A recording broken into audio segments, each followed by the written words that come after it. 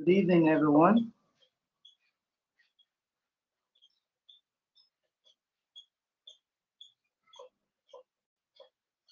Good evening, everyone.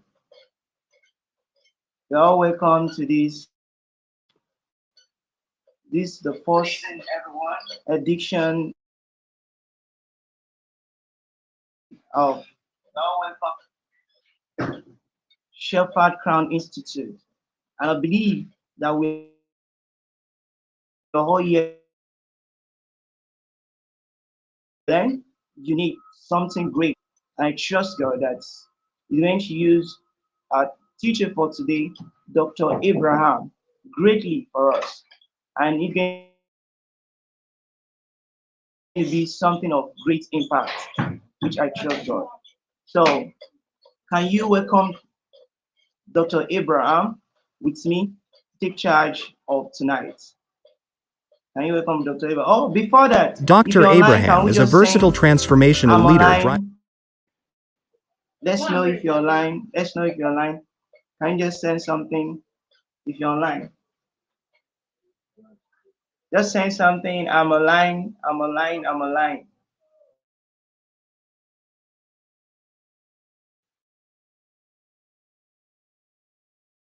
I'm online. Okay. Okay. Waiting.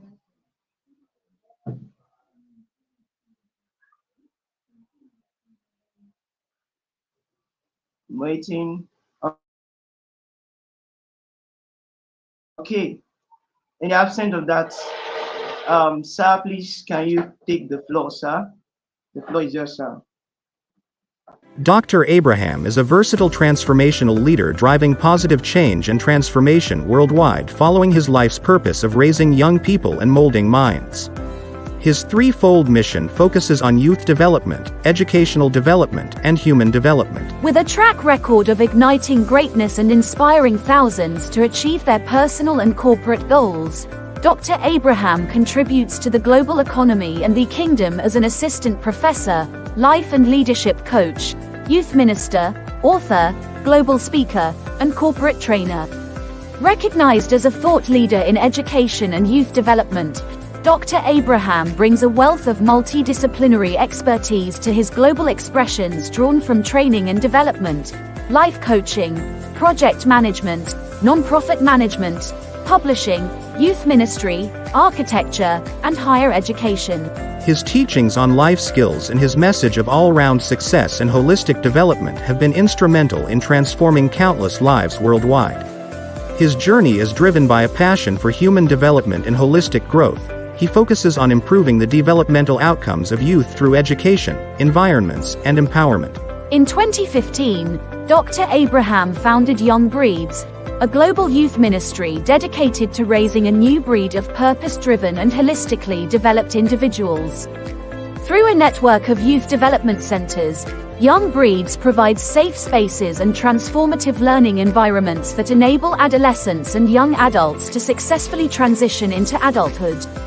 With a unique specs for raising young people, Young Breeds ministers to the needs of young people, investing in their spiritual, physical, emotional, cognitive, and social development. Has consistently delivered transformative learning experiences with an exceptional teaching gift and profound communication skill, celebrated for his empathy, engagement, and clarity in teaching.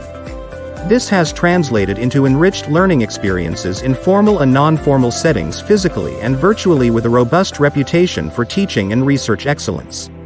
As an advocate for change, he has designed and developed and led the execution of several development initiatives successfully inspiring and mobilizing transformational advocacy work, educational programs, and community development projects. Driven by a vision of a world where human minds are well molded to achieve personal and corporate goals, Dr. Abraham serves as the principal consultant and lead trainer of Mind Mold, a training and human development agency. Mind Mold equips individuals and institutions with the mental resources necessary to multiply productivity and profitability by offering unique learning solutions, leadership training services, and upscaling leadership competencies, thereby empowering corporations and businesses to enhance their impact and achieve greater success. As a life and leadership coach, Dr. Abraham specializes in guiding C-suite executives to evolve from managers to inspirational leaders, so they can achieve exceptional results that transcend their tenure. Additionally, Dr. Abraham serves as the Dean of the Life Harmony Mentorship School, an EdTech institution where he mentors professionals and emerging leaders in developing the practical mindset and skill set needed for all-round success in their careers, relationships, and lifestyle, fostering personal and professional growth.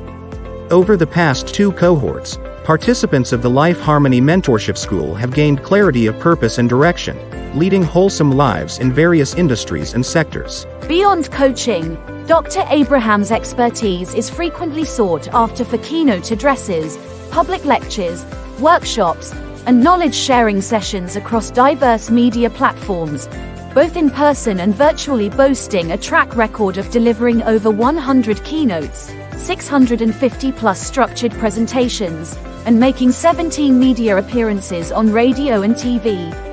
Non-profit organizations, educational districts, corporations, schools, small and medium-sized enterprises, SMEs, and faith-based institutions have turned to him to address issues related to leadership development, life skills, and holistic skills development. Dr. Abraham's presentations captivate audiences with vivid visual clarity and an aesthetic appeal that fosters profound understanding and deep connection.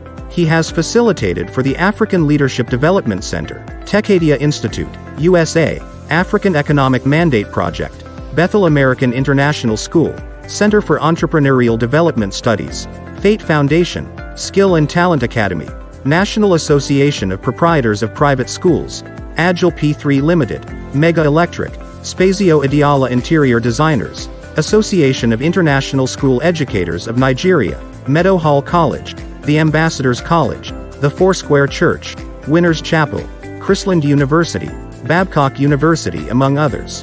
Dr. Abraham has trained over 30,000 individuals since 2011 with over 20 books and several knowledge products.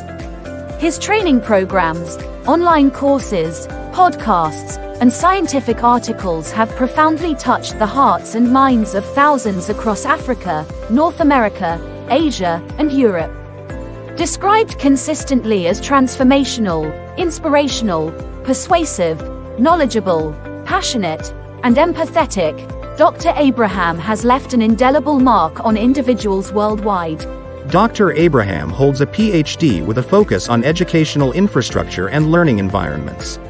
A first-class graduate from Covenant University, in addition to his academic achievements, he possesses multiple certifications and competencies in various domains, including education, architecture, productivity, life coaching, digital communication, social innovation, neurocognitive consonance, Lean Six Sigma, leadership, and pedagogy.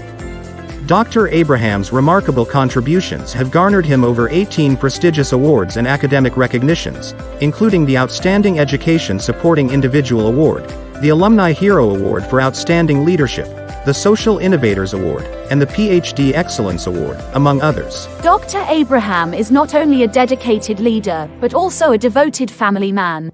He is a life partner to his wife Sarah, an esteemed educator and family life practitioner. They are the parents of Isaac and Daniel. Together, they're fulfilling God's purpose with global impact. Dr. Abraham continues to advance Sustainable Development Goals 4, quality education, 8, decent work and economic growth, and 11, sustainable cities and communities, through his unwavering commitment. Let's celebrate a gift to the world.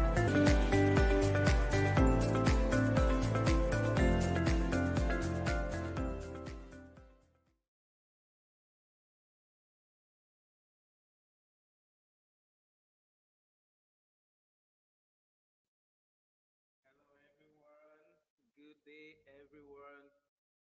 Please let me know if you can hear me loud and clear. Just give me feedback. If someone can give me feedback, if you could hear me loud and clear. Such a joy to be on the call today, and I'm going to be sharing a beautiful word of knowledge that is going to be of great impact to your leadership.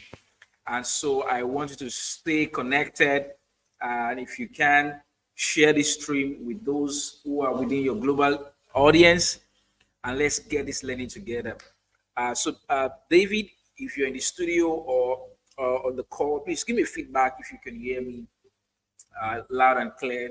Just put in the chat. Let me know that my audio is fine before I proceed. This is going to be awesome. I'm so excited to doing this. And I'm just going to be sharing a lot of new knowledge and blending some body of work around our conversation today, which is on leadership ethics. Thank you, David, for the feedback. Now, let me start first by appreciating um, the Shepherd Crown Institute for this invitation. I appreciate it a lot. Thank you, David, for the exceptional work you're doing. Not many people are thinking generations, not many people are thinking leadership, not many people are thinking this kind of impact. So I want to honor you for thinking of this and putting this together. I know the great work you do. So let me dive into my presentation. I want to show us today 7 governing principles that will help you as a leader. Now, I'm going to share a couple of examples, case studies, both industry case studies, biblical case studies, personal leadership case studies, and this is going to be awesome, right? So I wanted to grab a learning notes. If you have a journal with you, if you have a pen, or make sure you're documenting your learnings, not just your learnings alone, but your action, the action you want to take when we are done from this experience. I want you to document that as well, right? So, and of course, feel free as we get along to share your thoughts in the chat, and then we will be able to get to the Q&A session when I could take 1 or 2 questions when I'm done, right? But I want to also advise that you try to turn down any form of distraction as we get along, right? So I'll be sharing on leadership ethics, 7 governing principles, leadership ethics, 7 governing principles. This is what I'm going to be sharing on, and it's something I'm passionate about. It's thank you, Victor, right? Thank you, Victor, one for on the call. It's something that connects with my work in leadership, and I think it's something that I found that most times leaders lack. So when David talked about this session, at first I was thinking about it that, oh, really, this is something unique. Most times I've tried around leadership. When we want to take an inventory, not many people we want to vote for leadership ethics, but then when we are done from this experience, you agree that this should actually be a top burner conversation amongst leaders, because many leaders have been wrecked because of the deficit of this skill set, right? So this is something awesome. Please share with other people. Share it on your status, on your stories, on your groups, with all of your other colleagues, and we dive in. Now, let me start by sharing my own leadership journey, right? I can't teach leadership, without, sharing with you my journey. So I have my journey as well as a leader, and my journey started.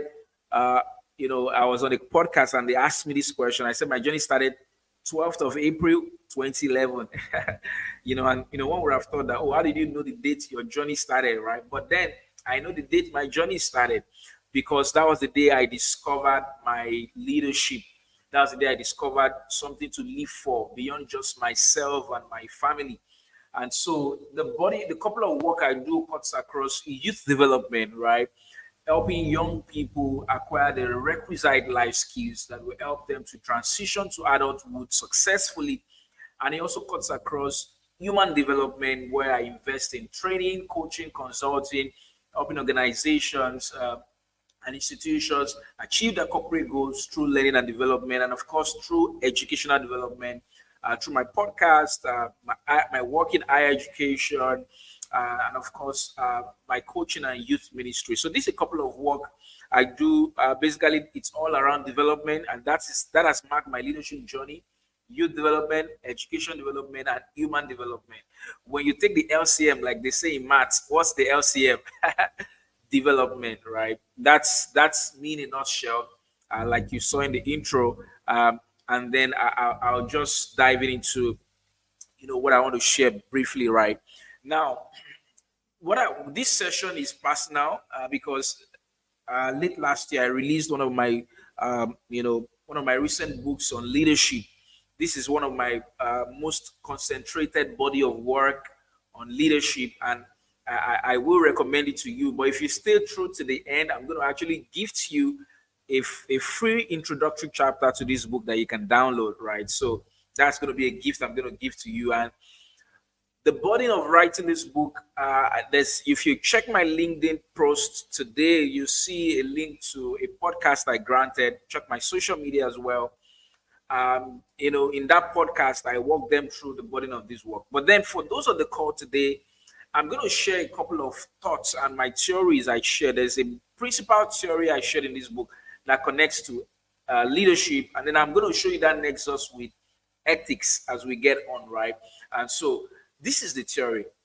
Now, I call this theory the leadership theory, the lead a ship theory, right? That's the word.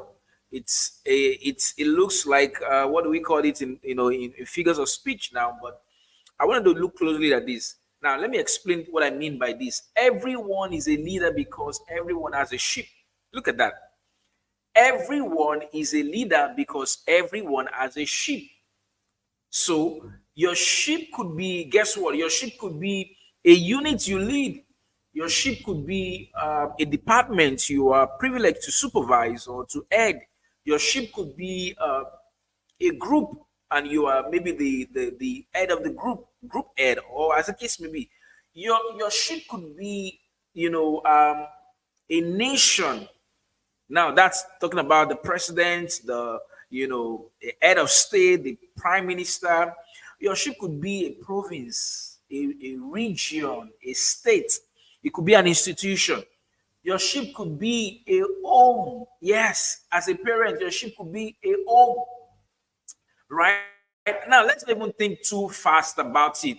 Your ship could be your personal life as a parent, as a person. Your ship could be your person as a person. That's your ship.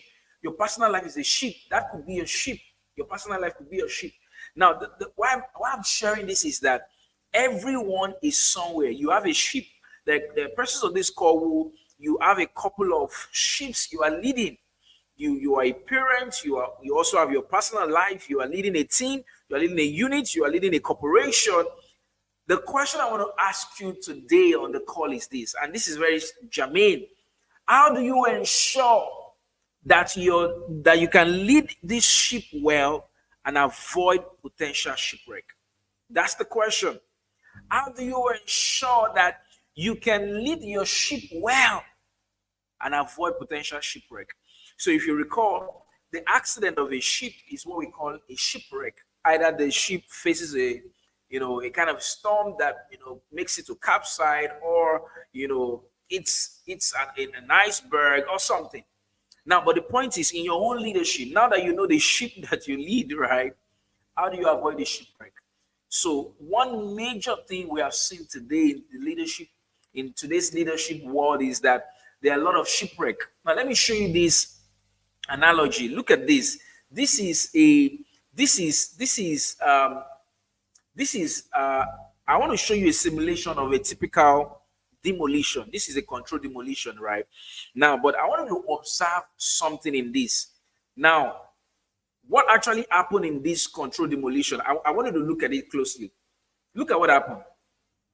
This is a tall skyscraper, but then it came down crashing. Why did it come down crashing? You may want to ask. Think about it. Think about it. Let me show you. Just watch.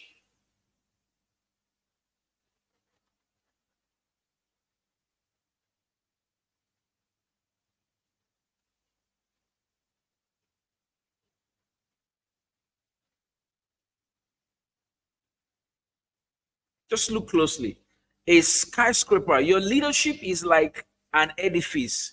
Your leadership is like a building going so tall into the sky. Now, a wreckage is a typical form of demolition or collapse, right? How do you avoid such in your leadership journey, irrespective of the height you get in your leadership? How do you ensure that you avoid a shipwreck? How do you ensure you avoid a shipwreck? Irrespective of the heights you get to in your leadership journey, how do you want to ensure that you avoid a wreckage. How do you want to ensure that? There are many people we have seen in today's world. They've gotten to great heights, but then their leadership came down crashing. So here is how I put it. I say leadership is heavy, but it depends on the capacity of the leader and the structure available to carry the weight. I'm going to say that again. Leadership is heavy. People always think leadership is something so, they feel because the word is sweet, or I want to be a leader. No. It's as good as that is. Leadership in itself is heavy. And it depends on the capacity. So if as a person, you don't have the capacity to run a nation, you don't have the capacity to run your home, you don't have the capacity to run the unit, the group, the institution, the corporation that you lead, there could be a shipwreck. And the essence of this call today is, how do we avoid that shipwreck? How do we avoid that shipwreck? So your leadership is going so high. Maybe you are on the 10th floor of your leadership journey, but your leadership is going so high. Maybe you're on the 20th floor, you're on the 40th floor. It's still going so high. There is something that can help your leadership to remain so firm and strong that it doesn't face a shipwreck. I'm glad to introduce to you today to that. What is it? Ethics. Someone help me put in the chat. Ethics. Ethics is the supporting fiber of leadership. I'll say that again. Ethics is the supporting fiber of leadership. This is what sustains your leadership structure. This is what sustains your leadership stamina. Ethics. And I understand that it's not a common conversation, right? If I want to look at the last couple of 1 year, how many times I've trained on ethics amongst other leadership topics I've trained, I could count them. It's not a common conversation. Ethics is a supporting fiber of your leadership. This is awesome. Now, let me show you how this works. And I want to give a caveat ahead of time. And here is the caveat. Your leadership is under construction. Thank you, Emmanuel, for sharing that. That's it. Ethics is the supporting fiber. Your leadership is under construction. If you go into a construction site today, they could be building for 5 years, 3 years, 2 years, a year. But you'll be surprised that if you are not careful, you can't just tell them that, thank you so much. I have my dear leader on the call, Deacon Kolawole. Thank you so much, sir. I honor you. Thank you for joining the call, right?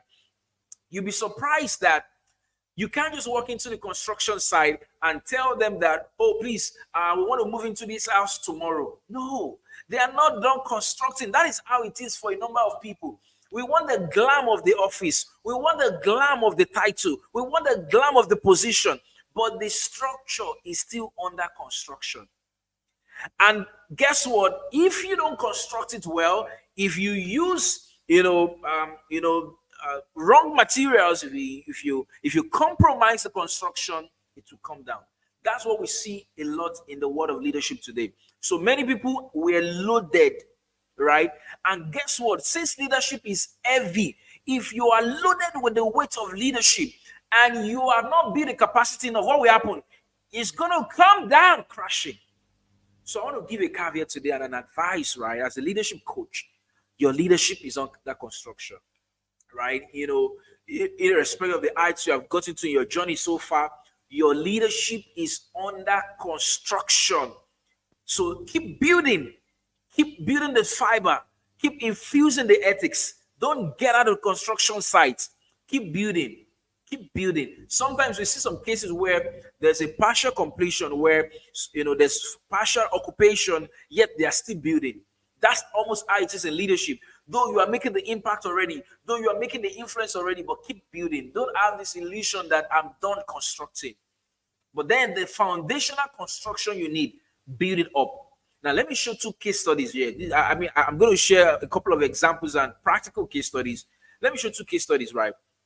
To show you how weighty the context of ethics is in leadership. Now, here's the first case study. If you look at the field of aviation, in aviation, for example, there are a couple of ethical principles adopted. I just mentioned 1 or 2. Now, one of them is what they call safety. It's a major ethical principle. Safety first. And an example is that before, there's always a maintenance check on aircraft's engine. I mean, it's a routine, right? Now, if that ethical consideration is not followed, guess what happens? It could lead to a collapse, and it could lead to a repercussion. It could increase the risk of engine failure mid-flight. It could lead to potential, catastrophe, right? Now, look at another one. Another one is this: honesty and integrity. This is another ethical consideration, and I'm just giving an example of the aviation industry, and I'm going to dive in strikingly in the context of our leadership. For example, if a person falsifies maybe one of the team members in an airline or in a aircraft maintenance firm falsifies the maintenance record to conceal that, to conceal the below average repairs, conceal that, this aircraft actually needs repair. It falsifies that the aircraft is still fine and all of that. There's also a collapse in waiting. There's a shipwreck in waiting. There's a repercussion. And when that happens, there's going to be a lot of regulatory fines. There's going to be loss of operating license. There's going to be criminal charges. There's going to be damaged reputation. There's going to be loss of trust. Why should this happen to your leadership? Think about it. Why should this happen to your leadership? Let me give another similar example. Let's go to the food industry, for example. If you look at the food industry, in the food industry, quality control is a major ethical principle. And I'm going to ask you, because I want to show you this, I'm showing these examples to arouse your curiosity.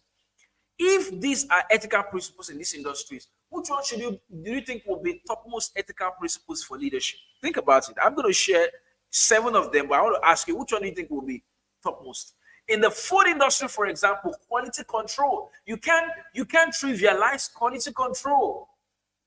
There are cases where people have experienced food poisoning because there was contamination. Substandard contaminated ingredients were used in the food production. Somebody just tried to compromise. Okay, well, let's just try this. And guess what? Every time there's a deficit in ethics, there's a deficit in values, it will always result in a collapse. And so you see that quality will drop. There will be financial losses, wastages. Customers will even lose trust in the brand of the organization. How much more? This one is a common one we see in the food industry as well. When we talk about food safety, right? Maybe failing to properly store the food in the correct temperature, and you see cases of potential outbreak of disease, foodborne illnesses, and all of that. Now, I want to ask you right now. I've shown you a couple of examples just to help you see these examples. What do you think is the topmost ethical principles in leadership? For any person who has a lot of weight of responsibility, leading a unit, group, institution, corporation, region, nation, home, personal life, what do you think should be one of the topmost principles? Somebody put in the chat. Let me see. Let's do a quick poll. And I'm going to show you a couple I have here, right? I'm going to show you that. Are you ready? I see it now. Ethical principles. Yeah, please put it coming. Thank you. Simple J. Let's keep it coming. Now, let me show you something. Ethical leadership is very important because when a building collapses, there are casualties. Is that so? It's the same vein when a leader collapses, in quotes, there are casualties. Think about it. Imagine the people who are under your leadership, who are influenced by your life as a person. Imagine the people who are influenced because of the role you play in that group. Imagine the people who are influenced in the team you lead. Imagine the people that influence your children because you are their parents. Imagine the influence you exert on them as a grandfather, a grandmother. Imagine the influence you exert as a C-suite leader in the organization. Imagine how many more people are looking up to your leadership. Imagine the role you play as a supervisor, as a manager, as a school head, as a team lead. If your leadership collapses, it's not just going to be your own collapse. Many people are going to collapse with it. There's going to be a lot of casualties. This is why ethical leadership is very important. We can't just trivialize ethical leadership. We need leaders with ethics. This is why this is very important. So let's go back to what I showed us. There's a lot of weight on your leadership. From the units you are leading, to the nation, to the department, to the organization, to the corporation, to the home. There's a lot of influence. We can't afford it. You can't afford, you can't afford to, you can't afford a wreck. It should not happen. So there are several ships you are leading. And there's going to be a negative influence on them if you continue your leadership without ethics. When we are done from the call today, I wanted to drop an action point personally yourself. And I'm going to ask yourself, how have I fared in some of the 7 principles I'm going to show us, the ethical principles? And then you also go on personally to define what I call your leadership values. Your leadership values. Because your leadership is influence. Thank you for that. Because your leadership is influence. This is striking, right? Now, let me show us. People talk about, I hear people say, oh, well, Dr. Abraham, there was just so much pressure. That was why it happened. Oh, you hear people say, oh, well, it was just because I was under pressure. Have you heard people say that before? Oh, that was why there was a collapse. That was why there was a deficit in their leadership. That was why they caved in. That was why the building collapsed. Their leadership collapsed. But here is the thing about pressure. I mean, this is an illustration I've had from some of my thought leaders shared and mentors shared. They say that if you press down a cockroach, right? You press down a cockroach with your feet, right? Does human blood come out of the cockroach? Think about it. Does human blood come out of the cockroach? Maybe not. What comes out of the cockroach? It is what is inside the cockroach already. The meaning of this is that pressure only reveals what is inside of a leader. I'm going to say that again. Pressure only reveals what is inside of a leader. So pressure doesn't bring out what was not there. If there was no ethics there, when pressure comes, it will reveal the fact that there was no ethics there. If there are ethical considerations, ethical principles that the leader is living with, upholding, when pressure comes, it's also going to show them. This is awesome. Now, I've said this to show you this, and I'm going to show you these 7 principles. But let me say this before I unveil the 7 core ethical principles for leaders. Ethical principles are the same. If I end the call right now, there's a lot of impact that you have gotten already.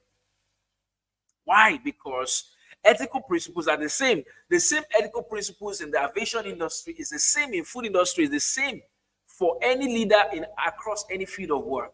The difference is only in the context. So the 7 principles I want to share are just in the context of a leader. Thank you, Jack. Pressure reveals what is inside. Exactly. So you find that ethical principles, the 7 I'm going to share with you right now, are just in the context of any particular leader. But they are the same. If you look at it, it's just another way I've weaved it around to suit the context of leaders, right? And also, please note that the word leaders in this context is not about a positional leader only. That's why I gave the background that everyone is a leader, right? You are leading, you have a ship you are leading, right? And it could be a couple of ships you are leading, which is why you need this. Now, let's unveil this, right? So, are you ready? Drum rolls. Drum rolls. If you're ready for me to unveil these 7 core ethical principles, let me know in the chat. Put it there. Ready? I'm ready. I'm excited to unveil this. If you're ready, let me know in the chat. If you're ready, let me know if in the chat. Upholding your leadership. I'm going to show you 7 core ethical principles. Now, think about it, everyone on the call. These ethical principles are like columns to a construction. They keep the building standing. These core ethical principles keep you standing as a leader. So no pressure can make you cave in. No pressure can make you collapse. Your leadership is standing. So who is ready? Are you ready? If you're ready, put in the chat, ready, or I'm just going to close the stream right now. No, I'm done. David, let me see how many people are ready. I see that. David says, I'm ready. Thank you, David. David, thank you. David is a great, amazing young man. Thank you, which is the host of this event, right? The Shepherd Crown Institute. Thank you, for David. I see Emmanuel. Emmanuel says, ready. Awesome. Awesome. Jack says, ready. Everybody's ready. All right. Okay, so let me unveil this. I'm going to take it one after the other, right? And if you can, take a note of this, right? Now, as we go through each one, I want you to score yourself between 1 to 10. How have you fared in each one? Be very sincere, all right? So that you know which one you are at the least on at the present moment, and you know how to cascade that, right? Okay, let's dive into this. Now, these 7 principles I'm sharing are weaved around the tripartite nature of a leader. A leader has a spirit. A leader is a spirit, not even that he has a spirit, right? A leader is a spirit. Think about it. I'm going to walk you through this. This is unique. A leader is a spirit. So whether you lead an organization, whether you lead a home, whether you lead a group of people, whether they are 5 or 5,000, whether you lead a team, whether you lead a country, the person, you as a leader, you are principally, fundamentally, you are a spirit being. And then you have a component of a soul to you so that you can work in the earth realm. You can relate to other leaders. You can have emotions. You can understand people. And then all of that is packaged in a jacket called your body. Now, so it means that the 7 core ethical principles you should uphold as a leader should cut across this tripartite nature. So I needed to show you that. Now, I love a respected global leadership expert, Mr. Alex Yama. I love his thought. And there's something he shared that I like to quickly share as I unveil these 7 principles to you. He said, leadership is a spirit. Now, buttressing what I just shared with you right now. And leadership can only be ignited by purpose. That was why when I told you that I started my leadership April 12th, 2011. That was when I found God's purpose for my life. And that was when my leadership started. Because leadership is a spirit. And it's only sustained by passion and guided by principle. Right? So the context of my sharing today is not about how you can ignite the purpose or sustain the passion. My focus in this session is how you can guide your leadership by principles. But maybe peradventure you're on the call and you have not ignited your leadership purpose, right? I feel this is an action you should note, right? So feel free to reach out to me. I could share some other resources to you. If you check up in the YouTube channel, you see a playlist on clarity and purpose. You could consume the value there. That could help you find value on leadership purpose, right? And then leadership purpose and passion. But let me focus on the emphasis of my sharing, right? And I'm going to conclude by sharing the balance of these 7 principles. How you can guide your leadership by principles. By principles. Now, let me show you this. The first principle is in the domain, it is in the spirit domain, right? How many of you have heard of this before? I think I've read a book by the late Dr. Miles Morris, a book like that, The Spirit of Leadership. Leadership is a spirit, just like what I showed you right now. It's ignited by purpose. So it's not about, like John Maxwell would say, it is not the position that makes the leader. It is the leader that makes the position, right? So the spirit of your leadership is in the purpose of God for your life. That creates more opportunity for you to influence more life. If that is the case, you must be an empathetic leader. That's number 1 principle, empathy. So you find out that as a leader, you can generate solutions, ideas if you're not empathetic. You find that most times empathetic leaders are able to, because you can connect to the problems, then you always have ideas to come to the fore. So Dr. Mother Teresa, for example, was so empathetic, seeing the poor, the lame, the beggars, the sick, as she was walking through the street of Calcutta in India, and then that ignited a purpose for her. But the empathy, trying to put herself in the shoes of those people, battered the leadership influence for her that transcends the entire globe.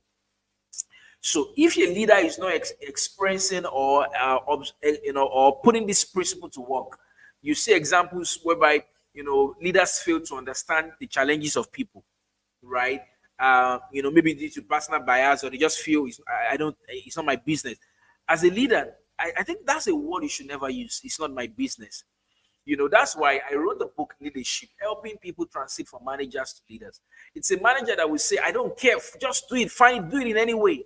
A leader won't say that, because you must be empathetic. You must be empathetic.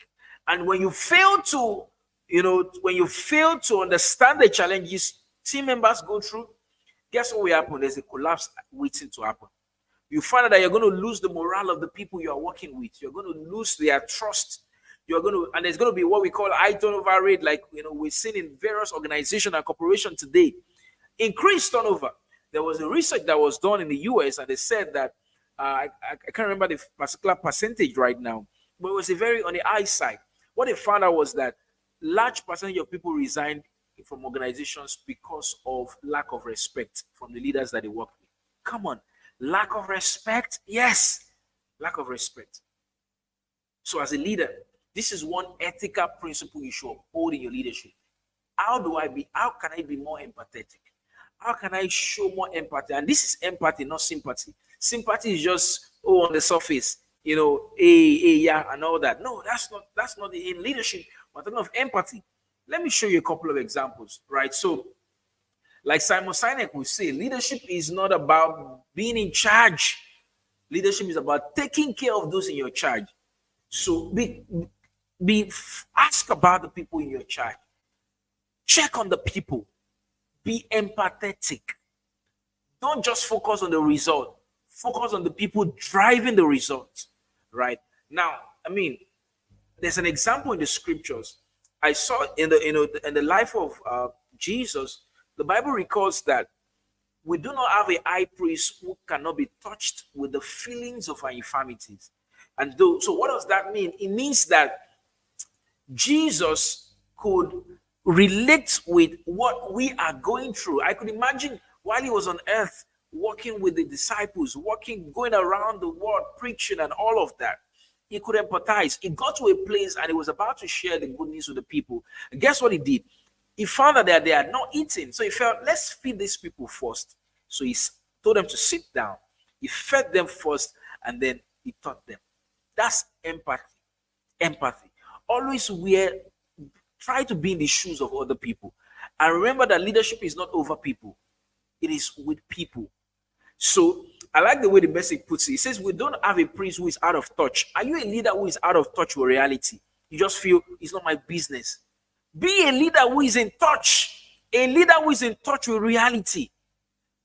Feel the witnesses of your people. Don't just be in the, like they say, there's an article, I think, on Harvard Business Review, where leaders are isolated. You just stay in the glass office on the pen floor. Come down, feel the pulse of the people, feel their weaknesses.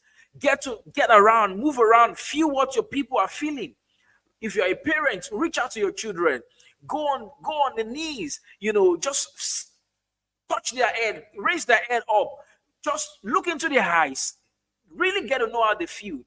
Not the typical response, how are you? Fine. Be empathetic. I don't have much time to, go more on this, but I'm just going to move to the second one.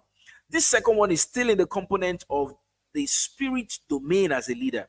I call this connection and fellowship. Connection and fellowship. If you're finding this valuable, let me know in the chat if this is of great value to you. This is awesome. This is number 2, right? As a leader, one core ethical principle you must always confirm that you are upholding part-time is connection. I'm going to explain this in the similitude of telecommunication. In telecommunication, for example, you can make a call to somebody, although you can't see the person, but as you put the call to the person, you know that somebody is speaking the call on the other end. You say hello, the person replies hi, and you start to speak. What made the difference? There was connection. You had a phone. Not only that, you had a SIM card. The SIM card is connected to a telco, and then you had network. Now, as a leader, let's bring that to context. You want to ensure that you are connected to your source, your creator, because it's the source of your leadership. Leadership is principally a spirit. It's not a position. And so, if in the case, when you find that when you see leaders who are not connected, even though they are busy, there are a lot of leaders who are busy, but busyness is not the same as productivity. Activity is not the same as productivity. They look alike. Oh, you are exerting all the effort, you are exerting all the pressure, but then it's not productive. So that's why there's a difference between effectiveness and efficiency. One is doing the right thing.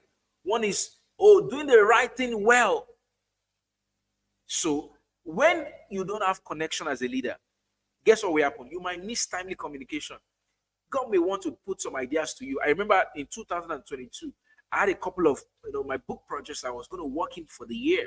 And then in July of that year, or in I think in May, June of that year, here was God telling me that He wanted me to work on another publication that was not even in part of the goals I had for the year in my book project. So I suspended my goals and I started working on that. But what if I didn't have a connection to pick that signal as a leader?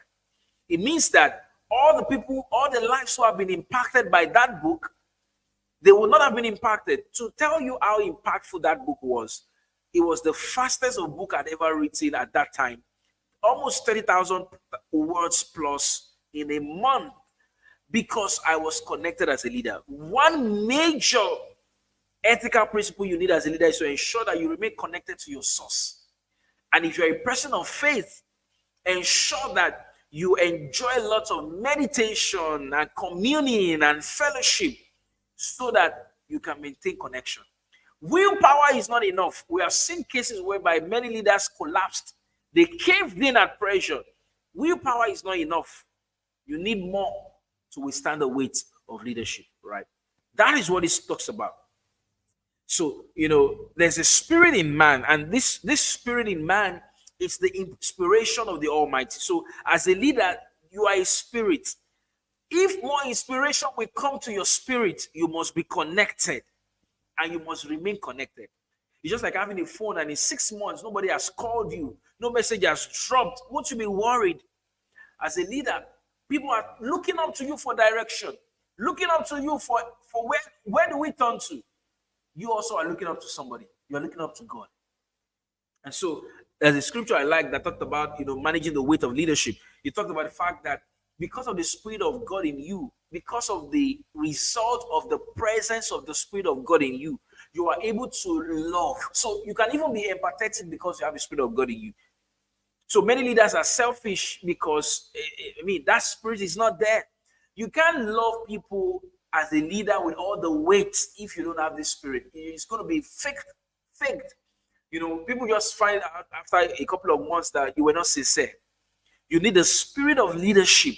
If you can get that book, I recommend that book. I think there are 2 authors who have written around the spirit of leadership. Put it on search on Google. You should find that. I think Dr. Mike Murdoch had something around that. There's another author, I can't remember the name. It was one of the recommended resources I shared at an event. And then check that of Dr. Miles as well. When the spirit of leadership is on you, when you have the evidence of the Spirit of God in you, you can love people. You can love your people more. You can enjoy joy. You can enjoy peace. Even amidst the weight of the leadership, you are peaceful. You are patient. You are gentle. You are kind. Name it, because of the spirit of leadership. Now let me move to the third one, and here now we are coming into the soul realm. Now in the soul realm is what I call mental leadership. Now one ethical principle here is what I call visioning and imagination.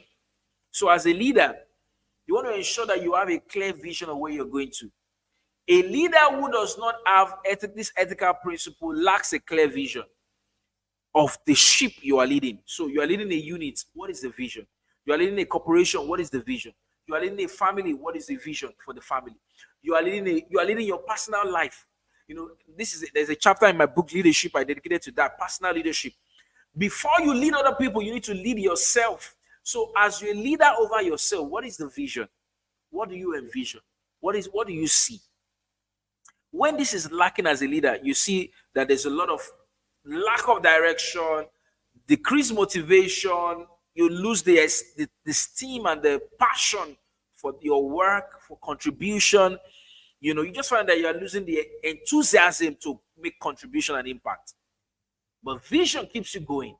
Let me give you an example. Now, this is according to Theodore Eastburg. This is what he said. He said the very essence of leadership is that you have to have a vision, and it's got to be a vision you can articulate clearly. If it's ambiguous, you find that it's going to be difficult for people to understand what you are saying. I'm going to share something around this under communication, right? I think it's one of the principles. You can't blow an uncertain trumpet. Let me make this more clear with the scripture. So in Genesis, the Bible, God was telling Abraham, and he said, hey, look, Look around you where you are, to the north, to the south, to the east, to the west. All the land that you see, I'll give to you. Now, what's the context there? As a leader, as an ethical leader, you want to ensure that there's no time you are void of a vision. What are you running with part time? All the land that you see. So take your mind on a journey as a leader. Even if wherever you are in your leadership journey, see the next 10 years, see the next 5 years, see the 20 years, next 20 years. If you have read the book, My Dream, how many people have read the book, My Dream? Talking about the vision of Dubai and the UAE, right? How this just was ordinary sign. But here were leaders who had a vision. Here were leaders who had a dream. That is what you need now. Always ensure you are not void of vision. What do you see? If other people are complaining, if other people are filled with lots of pessimism, as the leader, you must ensure you can motivate the team with the vision. This is where we are going to. Yes, we are far from it, but this is where we're going to. Let me move to the fourth principle. This is also in the soul realm. This principle, this is, this is a full day training we do. Emotional intelligence, right? Many leaders have caved in by lacking this ethical principle. You see a leader who reacts impulsively to a challenging situation, a leader displaying anger, frustration without considering the impact on others. They've lost the people. They've lost many wins. They've lost many opportunities by that. As a leader, this is one. If you score yourself in this, maybe you are scoring 1 or 0 or 3. Just be sincere with yourself. If you lack this ethical principle, you will continue to lose the trust of your people, the respect of you. Relationships will be damaged. Decisions will be compromised because you are making a decision at that point where you are not in a good place, but you are making a decision. So this is something that I recommend you go dive in a lot of work on, right? It takes a lot of, you need a lot of immersion in this learning, right? On emotional intelligence. I have a book on that called Emotion, How to Work with the Head and the Hand Without Losing the Heart. Many leaders have lost the heart of the people they are leading. The people are just there, figurehead. They're in their mind, they are not there. They've gone. That's why you find that in organizational leadership, for example, nobody just leaves an organization the day he drops a resignation, for example. He has left long ago. The day he finally draws the physical manifestation, it's just the day to show the physical manifestation. In his heart, they are left long ago. Daniel Goleman, who did a lot of pioneering work in emotional intelligence, gave this startling fact. He says, CEOs are hired for their intellect and their business expertise. But guess what? They are fired for lack of emotional intelligence. Fired for lack of emotional intelligence. Imagine that. So you want to ensure that this is not the reason why your leadership will cave in. You want to ensure that you want to build the stamina of your leadership with this skill. So I encourage you to immerse yourself in more learnings on emotional intelligence, emotional regulation, emotional social skills, knowing where the trigger is for you. That's going to help a lot. Now, emotionally intelligent leaders, what happens to emotionally intelligent leaders is that they are able to recognize that it is not all about profit. There are many leaders that the focus is all about profit and the bottom line. Emotionally intelligent leaders understand that it is not just about profit and the bottom line, but the people. The people. So when I was asking earlier about which one do you think is going to be the topmost, if I'm to rank all the 7 principles I'm sharing, let me not be biased. I think I'm going to be biased, so I don't want to be biased, right? You can rank it, and I think it's going to be relative for each person. Maybe this could be number 2 for you. Maybe connection could be number 1 for you, or maybe emotional intelligence could be number 3 or number 1 for you. It could be relative, right? But then this is very key. Don't lose your people. Focus on the people, right? They are your internal customers. Let me move to the 5th principle as I'm going to wrap up my thoughts, right? This 5th principle is still on the soul realm. It talks about personal development. Personal development. Let me know which of these ones is like a topmost one for you so far, right? Number 5 is personal development. I may be wondering, why is this an ethical principle, right? I put this point there as an ethical principle because when you look at the construction, the building is rising high. They're going from the one floor to the other, one floor to the other, one floor to the other, one floor to the other, right? If you are not growing as a leader, then something is wrong. If you are not growing as a leader, what do you think will happen? Someone say, oh, well, I can just be like that. No, because you are serving other people, you are going to be depleted, sort of, right? It's just like a water tank. A water tank that refuses to refill and says, oh, but I had water yesterday. I had water 2 weeks ago. Oh, I've been on this road for 5 years. I've done this for 3 years. Hey, no, you have been doing it for years. Great. But you have been serving people. Don't forget that.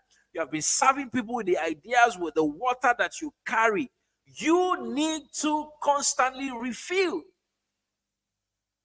So a leader that neglects their own growth and development, failing to acquire new skills or knowledge in the context they are leading, guess what's going to be happening? It's going to be stagnation in leadership. In their effectiveness, they're going to be stagnant. Inability to adapt to changes. They are going to, have diminished credibility. They're going to miss a lot of opportunities. So you want to ensure that, oh, you are a leader in education. Continue to grow your knowledge in education. And that's even a broad spectrum. Which aspect of education? Continue to grow your impact. Oh, I'm a leader in the finance sector. Continue to grow your knowledge in the finance sector, so that you are not going to be disrupted by changes in the finance sector. You are already ahead of the game. Oh, I'm a leader in aviation. I'm a leader in oil and gas. I'm a leader in ministry. I'm a leader in youth development. Whatever is your field of leadership, ensure you are constantly acquiring new skills or knowledge. That's why this principle number 5 is there. Now, so you see an example in number 6, right? Number 6 is what I call physical well-being. Now, this number 6 is on the domain of the body. And this is where you actually see leadership in action, right? I think we worked with an organization in a non-profit some years back. I think they call the name CSR in action, right? And so as a leader, this is the domain where your leadership is seen physically. Your leadership is in action. You have the vision, you have the dreams, you have the ideas, you have the connection, you have your spirit is connected, you have all of the other things we've talked about. This is where people now need to begin to see your leadership. So what does this mean for you? It means you must ensure your physical well-being. This is one ethical principle you must uphold, right? So imagine a leader who constantly works long hours, neglecting their rest, neglecting their physical well-being. A collapse is imminent. There's going to be stress. You're going to burn out. Your productivity will reduce, right? You see people's productivity level dropping, negative impact on your team members, on their well-being. So find time to rest. Find time to rest, right? Find time to rest. I like the way Mahatma Gandhi puts it. He said, it is health that is the real wealth. It is health that is the real wealth, not pieces of gold or silver. Your health is the real wealth. As a leader, you are making great impact, working tirelessly with all the sacrifice and the hard work, but don't do it at the peril of your well-being. Because if people must be able to use the building must be standing. If the building goes down, nobody can use the building. That's very instructive, right? And like the way the Bible puts it, it says, I pray that you are prospering in every way, as a leader, every way, and that you constantly enjoy good health, just as your soul is prospering. Good health, that you constantly enjoy good health. Now, let's move to the 7th and the last point, but not the least, right? This is what I call effective communication. Now, this is, if I'm to rank this, I'm not going to mention the number I'm going to rank this to you, but if I'm to rank this personally, it's going to be topmost amongst the topmost principles. In my years of leadership, I've observed many leaders miss out on this ethical principle. Whether and a seasoned leader, a seasoned established leader, or an aspiring leader, or an emerging leader. I've seen it across the value chain. You see a leader who fails to communicate clearly and transparently, a leader who misleads people because you are not clear in your conversation, in your correspondences, in your communication. What happens over time is that you have, people lose trust and morale. There's going to be errors because, people now say, oh, I thought you said this. Oh, I thought. There's going to be a lot of I thoughts. Errors. There's going to be conflict. There's going to be missed opportunities, missed collaboration, missed innovation. And I'm going to give some practical example on this point before I wrap up my thought, and then we'll take one or two questions, right? Now, first, communication is the language of leadership. I mean, that's striking. That's why I mentioned that if I were to rank these, it's actually going to be one of my topmost ranking principles. Communication is the language of leadership. I'll give you a few examples. So, as a leader, you want to ensure that you are able to harness the influence of gentle reminders in your correspondences. So, for example, you are communicating with other leaders. There's what I see a lot. I see many leaders who are kind of entitled, right? Now, note that you are a leader does not mean that other people are not leaders. Other people are leaders. People say, oh, well, if everybody's a leader, who will be the followers? In this context, everybody's a leader. There are people following your leadership, no doubt, but those people are leaders in their right. So leaders are on leaders. That's another book I recommend. Leaders are on leaders, right? Now you find that when you communicate with other leaders, don't look down on anybody, whether the person is superior or or a lower, in the supposed leadership cadre. But guess what? Everybody's a leader. When you communicate with people, one of the ways you can enhance communication is through what we call gentle reminders. One day, this is a principle I practice over time. So one day I sent it. I made a communication with a leader, and then I sent a reminder. As I sent the reminder, his response came almost immediately, and he starts his line by saying, "Oh, I forgot. Thank you so much. This came in timely." Now, as leaders, we assume a lot and felt, "Oh well, I sent it 2 weeks ago. You should remember." Now, as a leader, the power of gentle reminders comes in a lot. You send a correspondence, gentle reminder, right?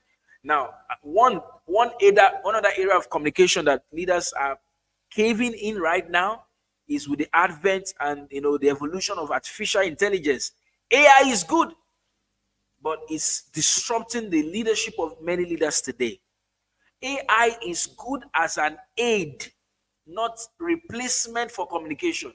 So somebody is communicating as with other leaders, and it's just a junk of unconnected words, and a lot of buzzwords, So there's what we call AI generated and AI assisted. The goal of AI is to assist. And can I tell you, AI does a lot of work. I leverage a lot of work. I leverage it in my work. But it's as an assistance. It is not replacing your ingenuity, your creativity as a leader. That's enough, right?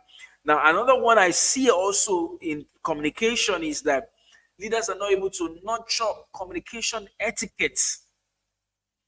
This is seen in calls, in mails, in social media.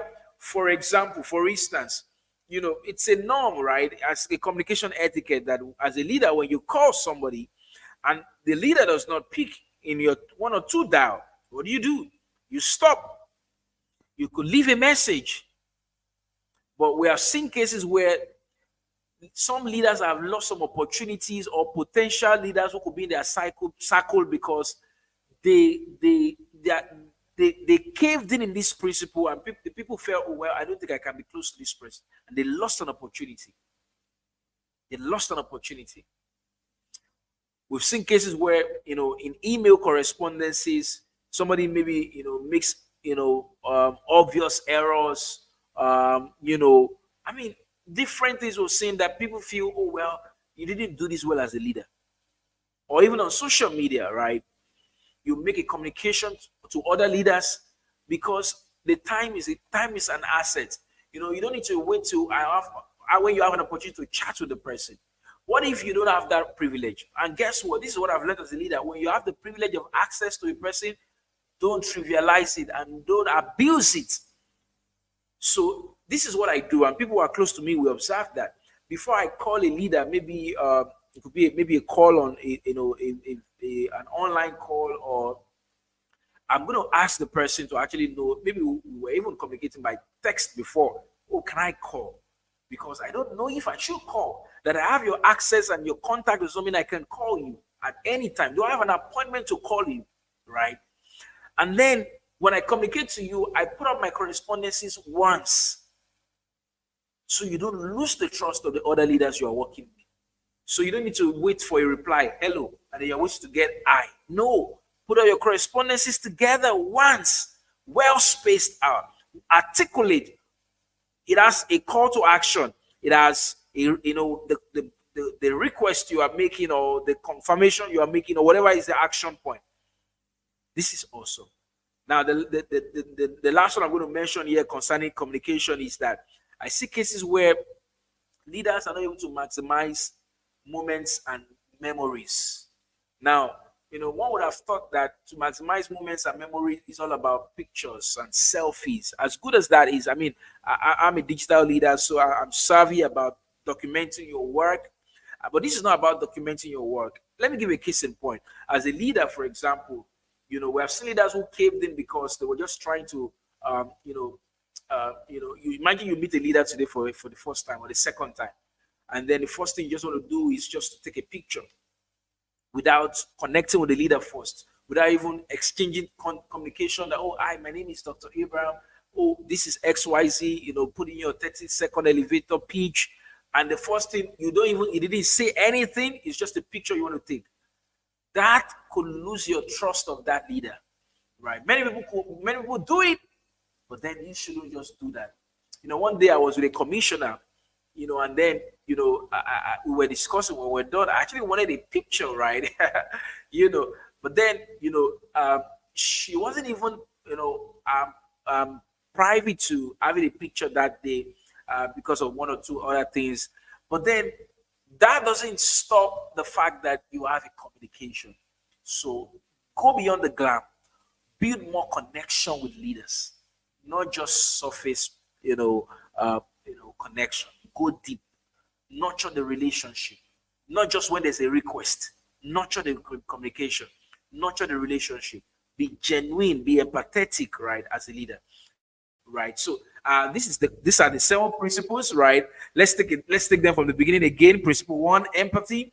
Somebody put all of them in the chat. Take a screenshot of this, put it on your social media, tag me on it.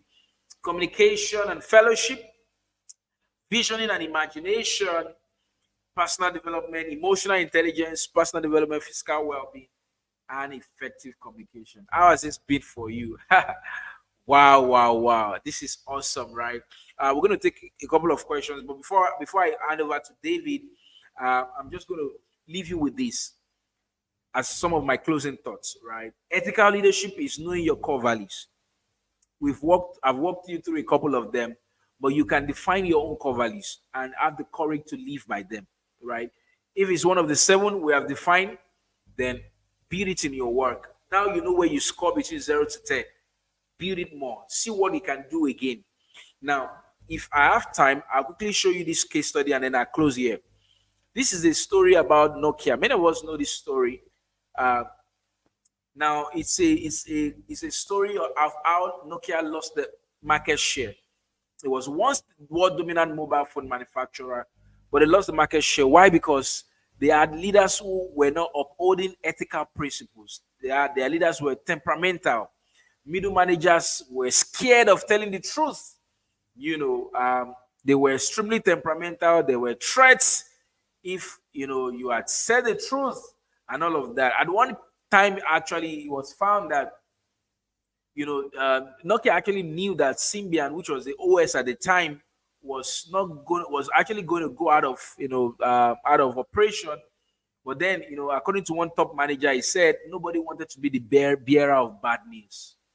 So you find that as a leader, as a parent, as a manager, as a supervisor, as a head, as a director, as a leader, if you create a culture where people don't tell you the truth, there's a problem.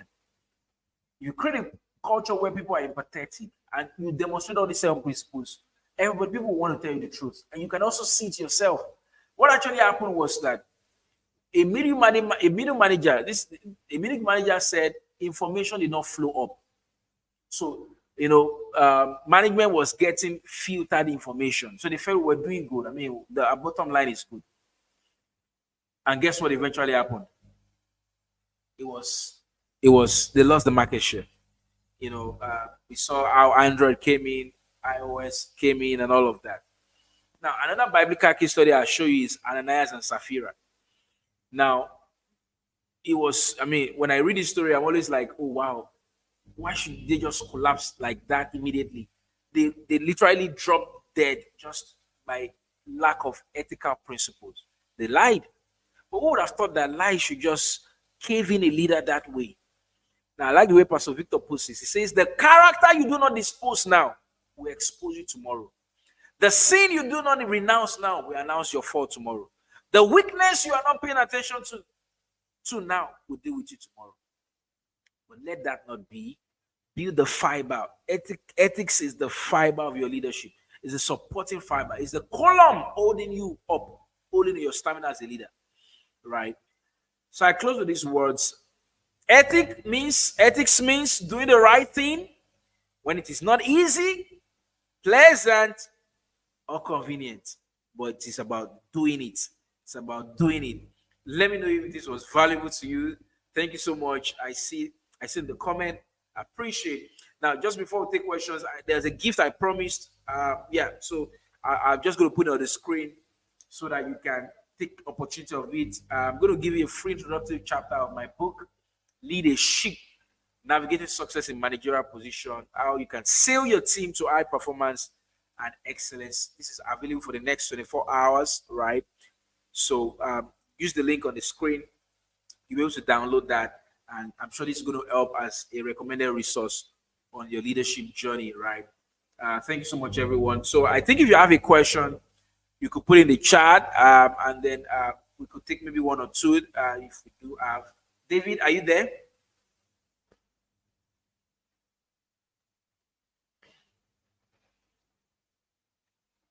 So I'll just see if we have one or two questions.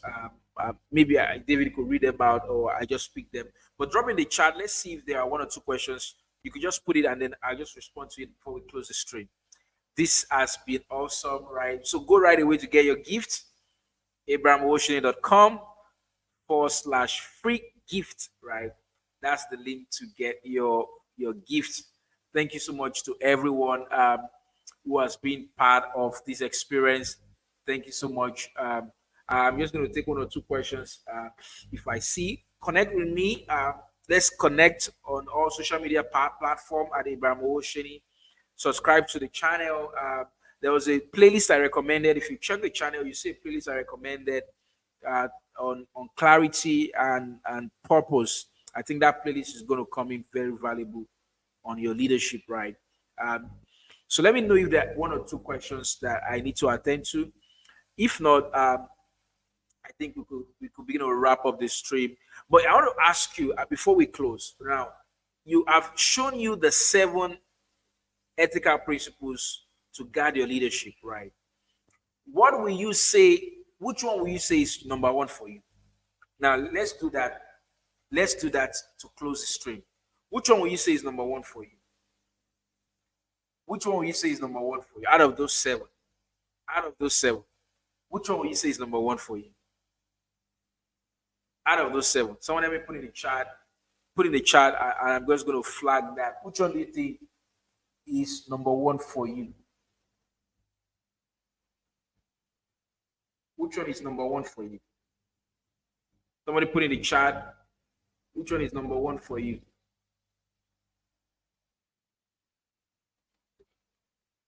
Which of these 7 of them is number 1 for you? Which one of them? Out of those 7. For me, I have my I have like my top two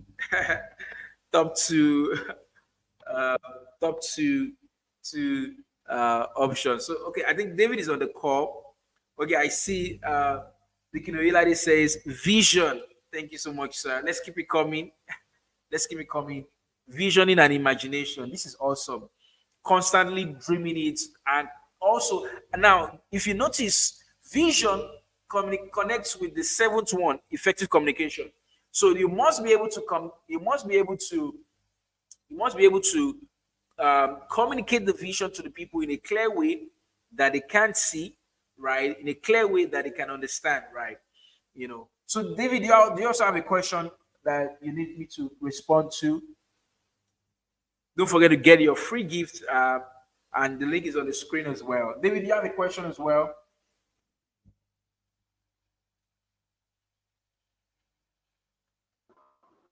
What do you say, sir?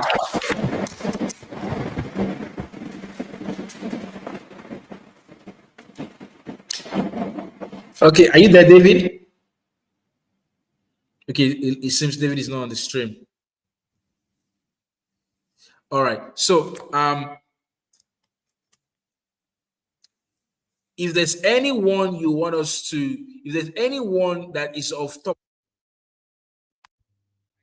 I will explain something about vision, that the vision constantly part time. So there's short-term vision, there is medium-term vision, there's long-term vision, right? Constantly communicating that to the people, the ship you are leading, whether it's a home, whether it's a nation, whether it's a region, whether it's a continent, whether it's a province, whether it's a unit, whether it's a group, whether it's a corporation, constantly communicating that. I mean, it's been awesome. Thank you so much for everyone who's joined the stream, right?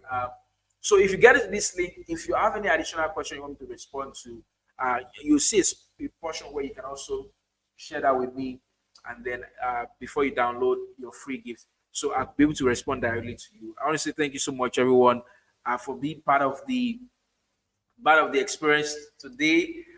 We're just going to call it up. The summit continues tomorrow. So if you are on the Shepherd Crowns Institute platform, you'll get the notification for tomorrow's session. And I'm sure you should dive in as well to get a blessing and the balance of the impact tomorrow. And then I think there's a certification that Shepherd Crown also is going to certify you for this 2 days. Thank you so much, everyone. It's going to be a bye from here, and then we see again. Thank you for joining. Share this link. We're going to leave the replay on the stream on the channel, so that you could go back again, and maybe for those who want to just watch again and connect and take it at their pace, we're going to leave that so that you can take that you can watch again and go over it again, right? And then share it to other people as well, and let's be a blessing to other people. Bye for now. Thank you so much, everyone. Enjoy the rest of your day.